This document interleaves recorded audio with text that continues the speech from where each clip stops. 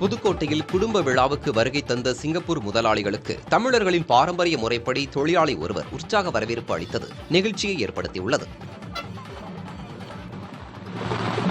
அறந்தாங்கியை சேர்ந்த தமிழரசன் என்பவர் சிங்கப்பூரில் உள்ள நிறுவனத்தில் கடந்த 10 ஆண்டுகளுக்கு மேலாக பணிபுரிந்து வருகிறார். மகன்களின் காதணி விழாவுக்காக சொந்த ஊர் திரும்பிய அவர் நிறுவன உரிமையாளர்களுக்கும் அழைப்பு விடுத்திருந்தார்.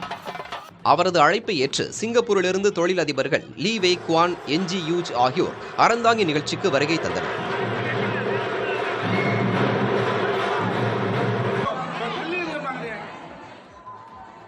அவர்களுக்கு மேளதாளம் முழங்க ஆரத்தி எடுத்து வரவேற்ற தமிழரசனின் குடும்பத்தினர் பட்டு வேட்டி சட்டை அணிவித்து குதிரை வண்டியில் அமர வைத்து ஊர்வலமாக விழா மண்டபத்திற்கு அழைத்து சென்றனர்.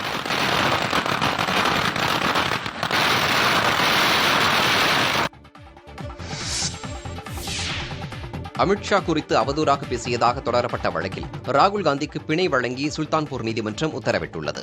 2018ஆம் ஆண்டு கர்நாடக மாநில சட்டமன்ற தேர்தலின் போது காங்கிரஸ் எம்பி ராகுல் காந்தி மத்திய உள்துறை அமைச்சர் அமித்ஷாவை கொலை குற்றவாளி என பேசியதாக அவருக்கு எதிராக பாரதிய ஜனதா கட்சியைச் சேர்ந்த நிர்வாகி விஜய் மிஸ்ரா என்பவர் அவதூறு வழக்கு தொடர்ந்தார். இவ்வழக்கின் விசாரணை உத்தரப்பிரதேச மாநிலம் சுல்தான்பூரில் உள்ள மாவட்ட சிவில் நீதிமன்றத்தில் நடைபெற்று வந்த நிலையில் இன்று நேரில் ஆஜராகுமாறு ராகுல் காந்திக்கு நோட்டீஸ் அனுப்பப்பட்டிருந்தது. அதன்படி சுல்தான்பூர் நீதிமன்றத்தில் ராகுல் காந்தி நேரில் ஆஜரானார். அப்போது ராகுல் காந்திக்கு பிணை வழங்கி நீதிமன்றம் உத்தரவிட்டது.